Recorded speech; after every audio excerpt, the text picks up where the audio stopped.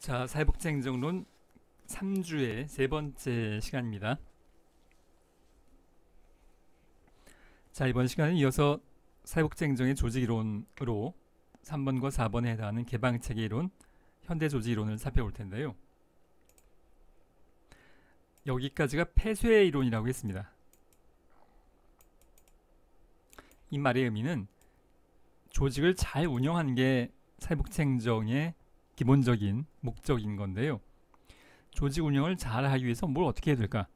직급 체계를 어떻게 만들 거며 인간관계를 어떻게 할 거며 다 조직 내부만 들여다본 겁니다.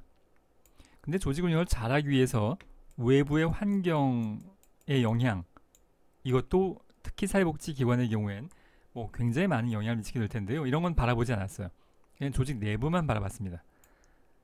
그런 의미에서 폐쇄체계라면 개방체계로는 이제 외부 환경에 대해서 강조를 하고 있는 것이 개방이론, 개방체계이론이라고 할 수 있겠습니다.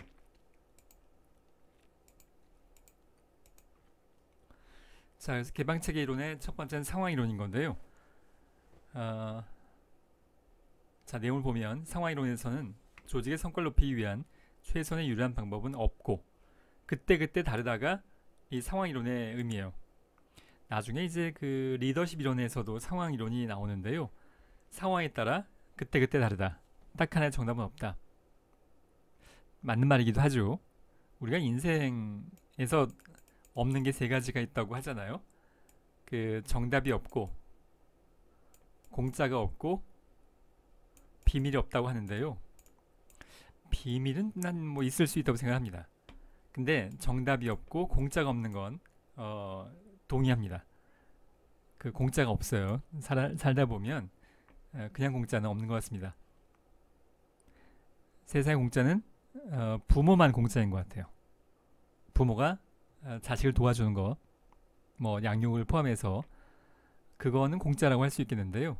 그것도 공짜가 아닌 경우도 있긴 합니다만, 자, 그것 외에는 일반 사회생활에서 공짜는 없는 것 같습니다. 이게 어디서 나왔냐 하면 정답이 없다. 그러니까 그때그때 다르다라는 것의 의미인 건데요. 이 상황이론이 그 얘기예요. 직급 체계를 여러 개로 해보기도 하고 직급 체계를 단순화해 보기도 하고 인간관계에 대해서도 여러 가지 고려해보고 동호회도 만들어주고 이제 상여금도 많이 주고 해봐도 상여금 많이 준다고 조직의 성과가 반드시 올라가지는 또 않더라는 겁니다. 그때그때 다르더라. 딱 한 가지 정답은 없더라. 그게 상황이론이에요. 상황이론에서는 조직의 성과를 높이기 위한 최선의 유일한 방법은 없고 딱 하나의 정답은 없고 조직에 처한 상황에 따라서 그때그때 적절하게 결정되어야 한다고 파악을 하는데, 효과적인 조직이 되기 위해서는 조직의 구조는 조직의 기술, 환경, 조직의 크기 등과 같은 상황에 적합해야 한다고 보고 있습니다. 근데 어떻게 적합하냐? 사실 이게 여전히 우리는 잘 모르고 있죠. 비판을 하자면 환경적 변수의 중요성을 강조하고 있지만 어떤 상황에 따라서 어떻게 조직해야 하는가에 대해서, 어떻게 해야 효과적인지에 대해서는 구체적인 원리가 결여되어 있고요. 사실 구체적인 원리가 지금도 예를 들어서 국가에서 부처를 맨날 바꾸죠. 여러분들은 아직 잘 모를 수도 있겠습니다만 관심을 가져보면 부서 명칭만 해도 과거에 내무부가 행정안전부가 되기도 하고 그 중앙정보부가 안기부가 됐다가 국정원이 됐다가 그리고 편제도 막 바꾸고, 사실 이거 아무리 해도 딱 하나의 정답은 아니죠. 그때그때 적응을 해보는 시도라고 볼 수 있겠는데요. 최선을 다하려고 하지만 사실은 이게 딱 정답이라고 결과하기는 지나고 보면 또 바꿔야 돼요. 구체적인 원리가 사실은 이 이론만 결여되어 있는 게 아니라 지금도 국가 차원에서도 결여되어 있습니다. 복지관에서도 마찬가지고요. 다음에 체계론인데요. 자, 조직을 하나의 체계로 바라보고 조직 관리에 있어서 조직을 구성하는 하위 체계들의 관계와 상호 의존성을 중요하게 생각하는 이론이고요. 앞에서 다루었던 과학적 관리 이론의 경우에는 고전 이론이고요. 그 조직을 하나의 기계처럼 구성원은 직원은 기계 부품처럼 인식하고 있고, 인간관계 이론의 경우에는 조직을 마치 가족처럼 인식하는 반면에, 체계론에서는 조직을 하나의 유기적인 복합체로 인식을 합니다. 자, 조직은 개방체계로서 늘 환경 속에서 생존과 유지에 도움이 되는 상호 의존적인 다양한 하위체계로 구성이 되는 것. 자, 기본적으로 체계이론 여러분들이 뭐 다른 과목에서도 실천 관련된 과목에서도 자세히 있겠습니다만, 체계라는 건 상위 체계가 있으면 그 여러 가지 하위 체계가 있는 것을 이야기하는 겁니다. 이들이 단순하게 합해져 있는 게 아니라 뭔가 역동적으로 영향력을 주고받는 것을, 체계의 하위 요소들이 역동적인 영향을 주고받는 것. 내가 실천 이론을 할 때 주로 이 비유를 다루는데요. 축구, 프로축구에서 전 세계에서 제일 연봉이 높은 선수들을 한 팀에 모아놨습니다. 호날두도 있고 메시도 있고, 우리나라 누구죠? 뭐 하여간 시대까지 거슬러 올라갈 수 있다면 타임머신을 타고, 여러분 알고 있나요? 펠레도 있고 뭐 마라도나도 불러오고 한 팀을 만들었어요. 그러면 이 팀이 항상 맨날 이기고 무슨 뭐 리그에 있으면 항상 우승을 할 거냐 하면 그렇지 않다는 겁니다. 한 명 한 명은 굉장히 우수해도, 예를 들자면 메시하고 호날두가 자존심 때문에 서로 패스를 안 해요. 그러면 이 팀이 좋은 성과를 내기 어렵겠죠. 이런 하위 요소의 상호작용이 전체의 기능에 영향을 많이 주더라. 이게 체계이론의 핵심적인 아이디어예요. 전혀 이름이 없는 무명의 선수들이라도 이들이 화합해서 좋은 성과를 낼 수도 있죠.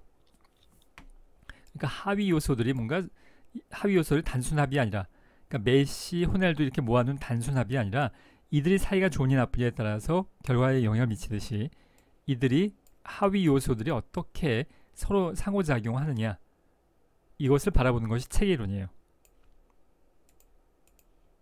조직도 물론 마찬가지겠고요. 자, 그래서 조직이론에서의 체계이론에서 바라보고 있는 하위 체계들은 어떤 요소들이 있냐 하면, 그러니까 복지관이 하나의 체계라면 하위 체계들이 뭐가 있냐 보자는 겁니다. 물론 이게 또 학자마다 뭐 또 여러 가지 이론이 있습니다만, 그 중에 하나를 선택을 했는데요. 생산 하위 체계. 자, 지금 복지관 안에 하위 체계가 뭐뭐가 있겠는가를 보고 있는 건데요. 생산, 그냥 번호로 하겠습니다. 이걸 쓰기가 쉽지가 않으니까. 생산 하위 체계는 클라이언트에게 서비스 제공하는 체계예요. 뭐 예를 들자면 아동복지팀. 복지관 안에 여러 팀들이 있을 텐데, 예를 들자면 아동복지팀이라는 생산 하위 체계가 이 안에 있는 겁니다. 유지 하위 체계인 건데요. 예를 들자면 보통 총무팀, 뭐 이름은 뭐 업무지원팀 여러 가지가 있습니다만, 총무팀 같은 경우엔 클라이언트에게 직접 서비스를 제공하지 않아요. 생산 하위 체계와 달리 조직의 영속성을 확보하고 조직의 안정 상태를 유지하는 건데요. 사람 이제 신규 직원 선발하고, 뭐 4대 보험 처리하고, 뭐 예산 관리하고, 그렇게 행정적인 업무를 하는 것을 이 총무팀의 역할인데요. 이건 이 복지관 자체를 유지하기 위한 체계. 아동복지팀은 클라이언트에게 서비스를 제공하는 것이 주목적이에요. 근데 총무팀은 복지관을 유지하는 것, 행정적인 역할을 하는 게 그 주 업무여서, 그걸 체계이론에서는 유지 하위 체계라고 이름을 붙였습니다. 업무 절차를 공식화하고 표준화하겠고요. 직원을 선발해서 훈련시키면서 보상 제도를 확립합니다. 뭐 1년에 휴가를 얼마 줄 거며 뭐 이런 것들이 다 규정되어 있겠죠. 그런 걸 관리하는 데가 총무팀이에요.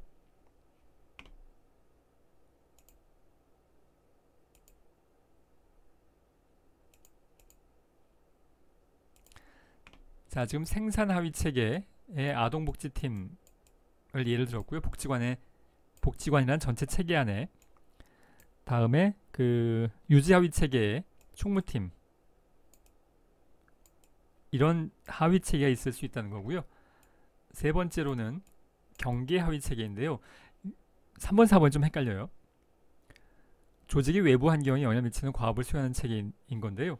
사회복지 조직의 경우 자원 확보를 위한 노력을 수행하는 부서를 이야기하는데, 예를 들자면 후원 홍보팀이 후원팀이 여기에 해당이 됩니다. 외부의 자원을 확보하고 복지관의 경계를 넓혀 나가는 역할을 하는 거예요.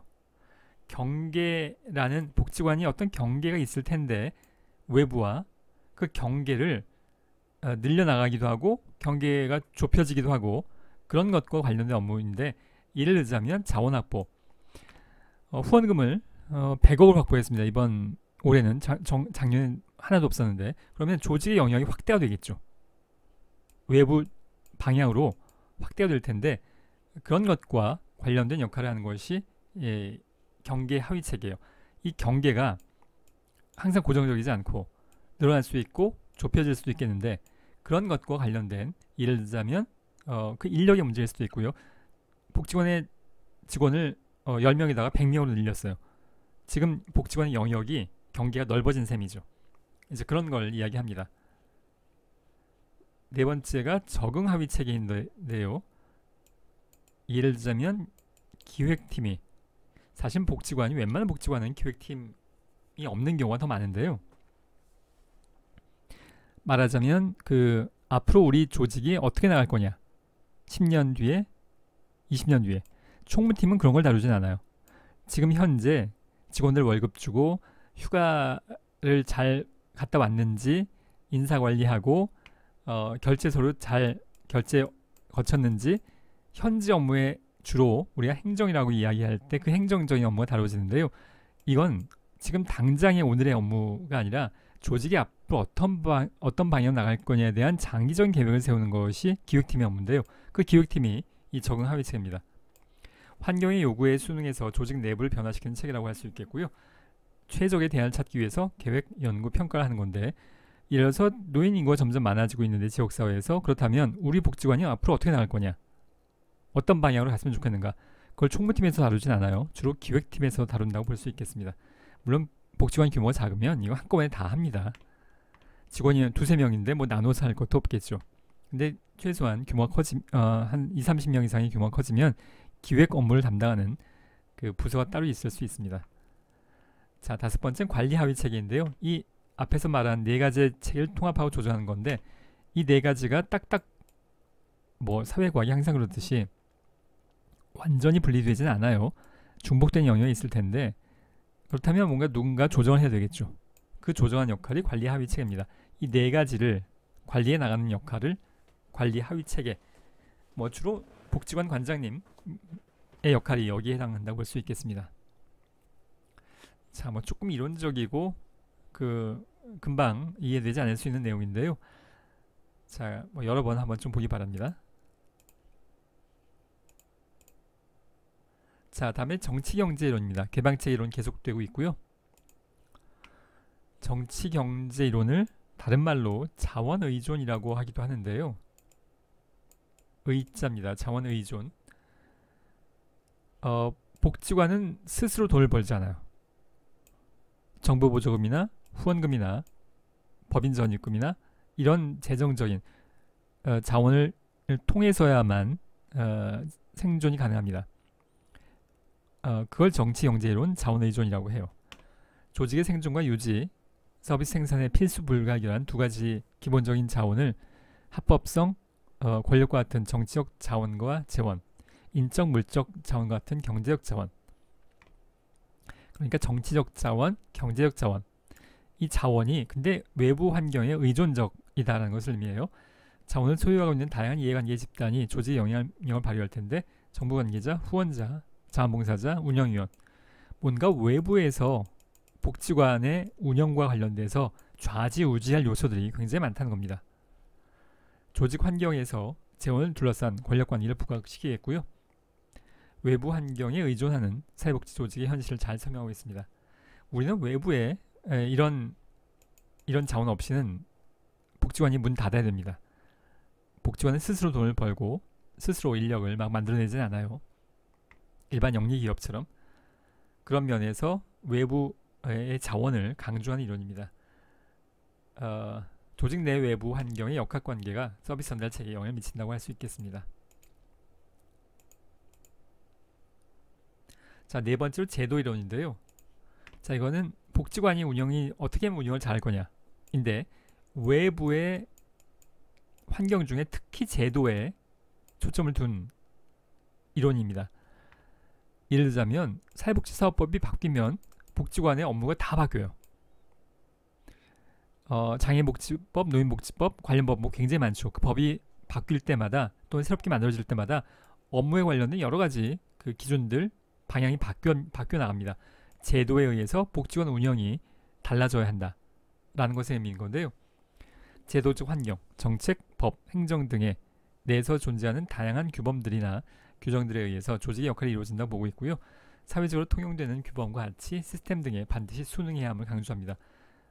제도가 법, 정책을 다 이야기하는데 특히 사회복지기관은 정부에서 어떤 제도, 법을 만들어 놓으면 안 따라갈 수가 없죠. 자, 제도적 환경은 조직의 행동과 구조에 영향을 미치는 핵심적인 원료이고요. 정당성을 확보하기 위해서 제도적 환경에서 요구하는 특성을 조직의 행동 구조에 반영해야 합니다. 법 바뀌면 행정에 조직 운영을 바꿔야 돼요. 맞춰서. 자, 제도적 동형화 과정에 대해서 볼 텐데요.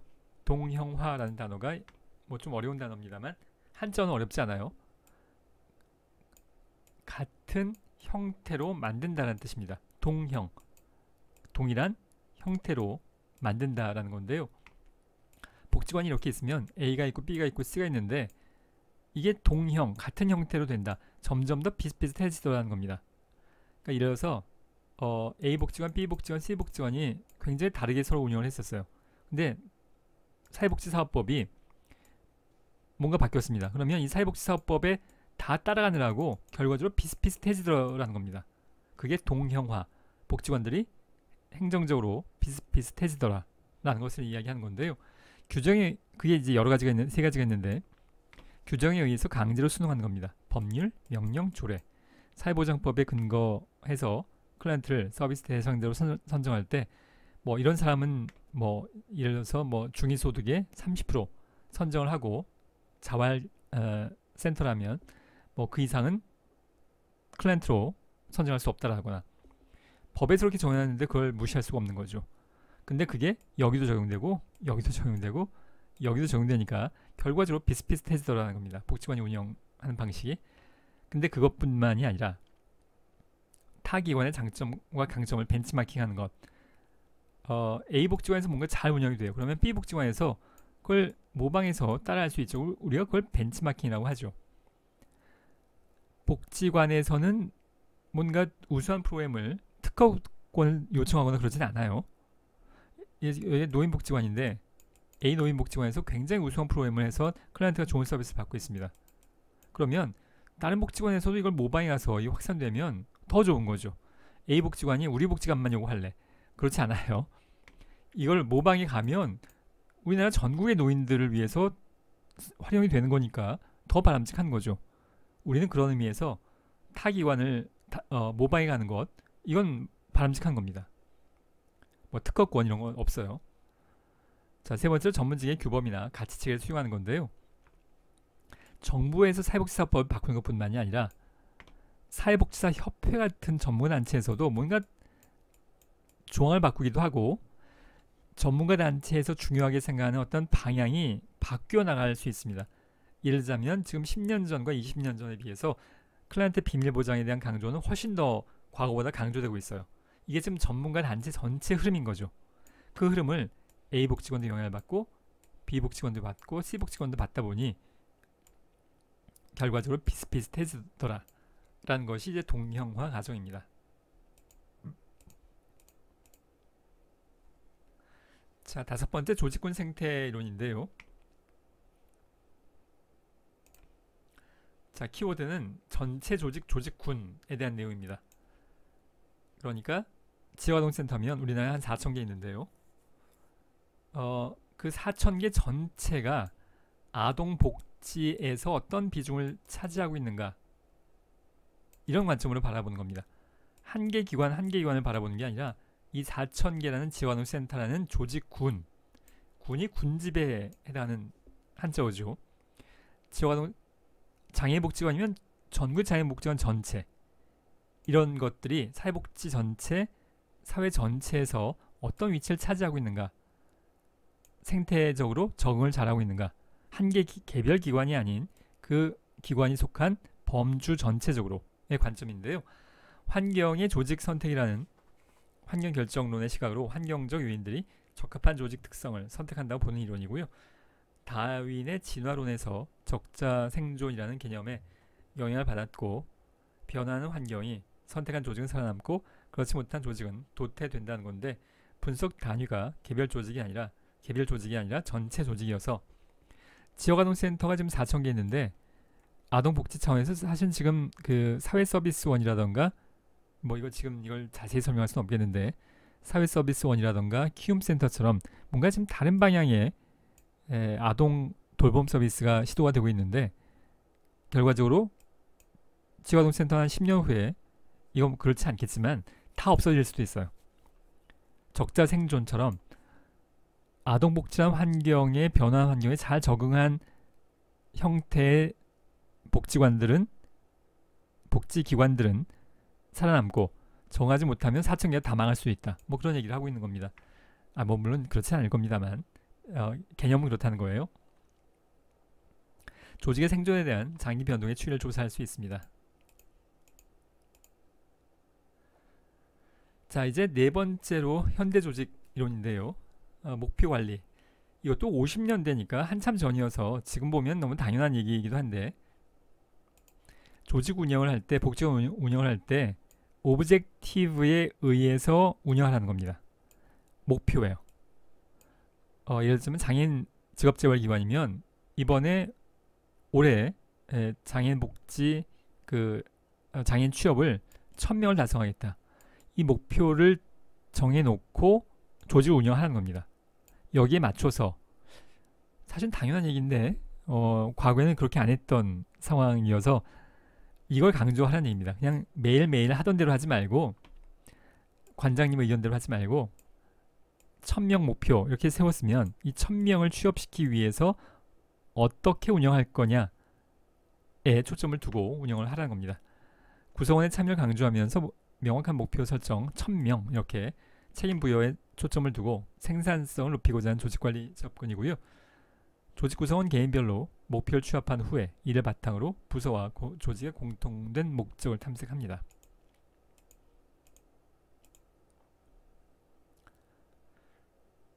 자, 이 부분은 생략을 하도록 하겠습니다. 그 다음의 내용이 더 중요해서 이건 좀 생략을 하도록 하겠고요. 자, 이게 중요합니다. 1급 시험에서도 이게 많이 나와요. 여러분들 중에서 1급 시험을 볼 사람도 있고 보지 않을 사람도 있겠습니다만, 1급 시험에서 이건 아주 굉장히 자주 나오는, 강조되는 건데, 제목은 참 밋밋해요. 자, 총체적 품질 관리. 이게 똑 부러지는 얘기가 아니잖아요. 품질을 관리한다. 당연한 얘기인데, 자, 먼저 영리 조직에 관련된, 일반 회사에 관련된 얘기부터 해보면, 1950년대 이전엔 생산자 중심의 경제였었어요. 그래서 지금은, 현재는 생산자가 아니라 소비자가 왕이죠. 여러분들이 마트에 과자 사러 가면 여러분이 마음대로 맛있는 거 골라서 먹죠. 이게 소비자 중심의 말이에요. 근데 이게 지금 항상 과거에 이렇지가 않았고, 과거에 상품의 종류나 대량 생산이 아직 되지 않았던 1950년대 이전에는, 그땐 생산자 중심이어서 생산자가 과자를 만들어내면 살 사람은 어차피 이렇게 쭉 줄 서 있다가 공장에서 나오면 그냥 막 사가더라는 겁니다. 그게 맛있는지 맛없는지 종류가 많지도 않고, 그 당시엔 대량 생산 품종이 많지도 않았어요. 그래서 그냥 품질을 생각할 이유가 없다는 겁니다. 그냥 공장에서 만들어내면 줄 서 있어요.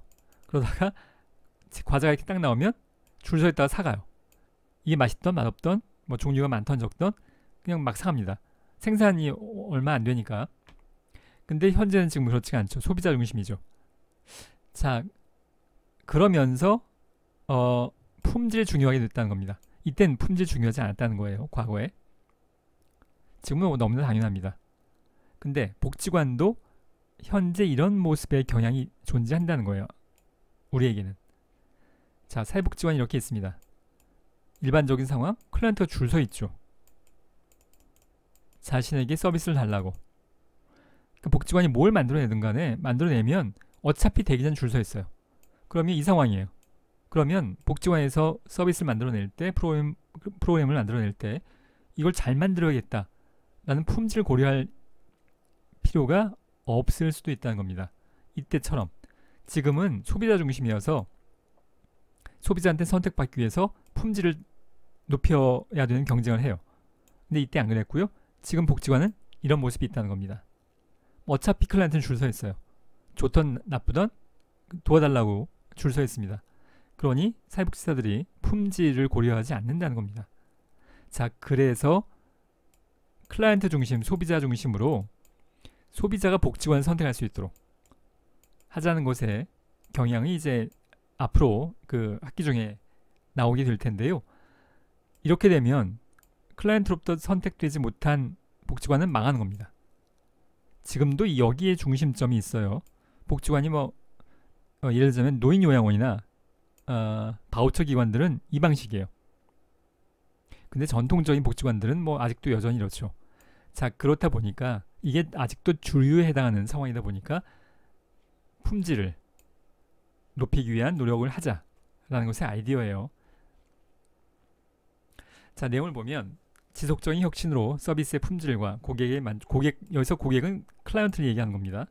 만족을 향상시켜서 경쟁 우위를 확보하고 기업의 경쟁력을 제고하는 경영 체제인데요. 자, 기본적으로 이런 내용들이 다 이제 영리 조직에서 나온 이론들을 사회복지기관에도 적용하자라는 아이디어예요. 사회복지기관만 보고 만들어진 이론은 아니에요. TQM, Total Quality Management의 머리글자입니다. 고객의 기대에 부응하기 위해서 서비스나 제품의 품질을 지속적으로 향상시키는 건데 복지관도 이럴 필요가 있다는 거예요. 그 말의 의미는 현재 잘 이렇지 못하다는 얘기입니다. 자, TQM의 6가지 기본 요소로는 서비스의 질, 고객 만족, 여기서 나온 변이는 불량품이라고 생각하면 됩니다. 영리 조직이라면 불량품에 해당하는 것이어서 불량을 감소시키는 것을 의미하겠고요. 그래야 고객이 만족할 거니까.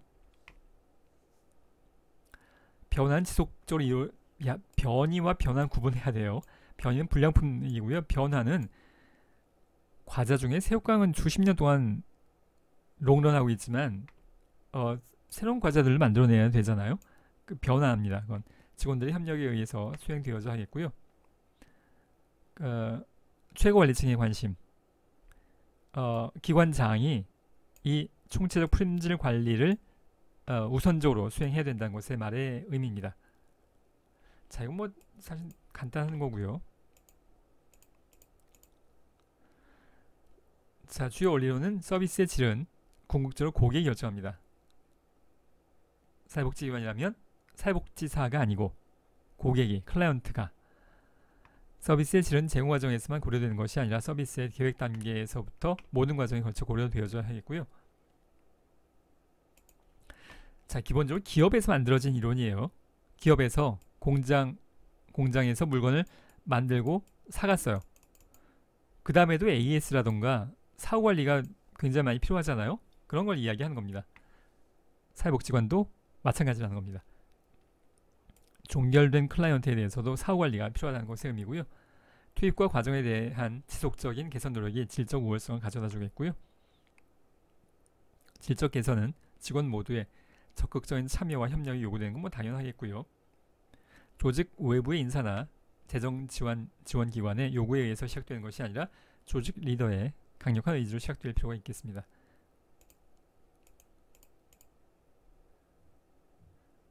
자, 계속 이어서 주요 원리로 의사결정은 자료 분석에 기반해서 서비스 이용자의 대상으로 욕구조사를 실시하겠고, 욕구조사, 클라이언트가 무엇을 원하는지에 따라서 클라이언트가 만족하도록 하자는 것의 의미인데 기업들도 맨날 욕구조사 하죠.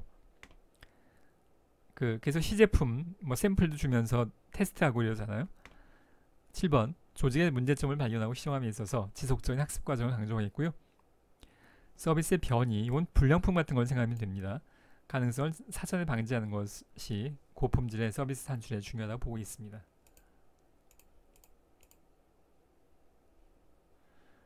자, 학습 조직인데요. 사실 여기서부터는 좀 기타 이론이에요. 현대 조직 이론에서 중요한 건 총체적 품질 관리가 중요합니다. 자, 학습 조직. 특히 전문가 조직일수록 공부하는 게 필요하다는 겁니다. 그러니까 학교에서 배우고 현장에 가면 실천만이야. 이거 가지고 안 된다는 거예요. 복지관에 취업해서도 여기에서도 공부를 해 나가야 된다는 것의 의미예요. 그래야 클라이언트에게 좋은 서비스를 한다는 말의 의미입니다. 자, 내용은 여러분 각자 좀 보기 바라고요. 여기서부터는 좀 기타 이론에 해당이 돼요. 자, 기타 기법으로서 에드워 클래스라는 용어가 있는데 뭐 내용은 하나하나 보진 않겠고요. 임시적 조직을 의미합니다. 예를 들어서 내가 근무했던 태화복지관이 지금 100년 됐는데요. 100주년 기념 행사를 한다. 이걸 별도의 인력을 채용할 수는 없잖아요. 그래서 여러 부서에서 뭐 아동복지팀, 노인복지팀, 뭐 과장, 부장 중에서 몇 명의 인력이 차출돼서 이 100주년 기념 행사를 1년 이상 전부터 준비할 텐데 이 업무를 이끌어 나가기 위해서 여기에 인력, 여기에 인력, 여기에 인력 중에 일부가 여기에 모여서 물론 이 일도 진행하면서 이 업무를 진행할 텐데요. 그런 의미의 임시적 조직이에요. 목표가 끝나면 없어지겠죠. 해체되고. 자, 다운사이징. 이거 다 그 복지관이 원래 초점이 아니었고 일반 영리 기업들의 이론들인데 이것이 복지관에도 적용될 수 있다. 그런 아이디어예요. 다운사이징, 소형화, 함량화. 기구와 인원을 축소, 감원하는 것을 의미하는 건데요. 복지관도 이럴 수 있습니다. 복지관도 규모가 클 때 사회복지사가 이렇게 되는 경우는 사실 많지 않지만 외주를 줄 때가 있어요. 예를 들자면 셔틀버스 운행, 식당 운영, 뭐 이런 것들은 청소, 이런 것들은 외주를 줄 때가 있는데 그런 의미에서 그것이 일종의 다운사이징. 원래 운전하시는 분, 청소하시는 분을 다 정규 직원으로 복지관 직원으로 하다가 이걸 이제 외주를 주면 복지관 직원은 작아지는 거죠. 자, 그런 게 이제 다운사이징 한 예가 될 수 있겠고요. 리스트럭처링. 복지관에서 아동복지팀, 노인복지팀, 이렇게 청소년복지팀 이렇게 부서를 나누다가 이거 뭔가 적절치 않다. 사례관리팀, 지역복지팀 이렇게 한번 나눠보자. 이게 사업의 구조를 재구조화하는 것, 리스트럭처링의 한 영역이라고 할 수 있겠습니다. 자, 이번 시간은 여기까지 하도록 하겠습니다.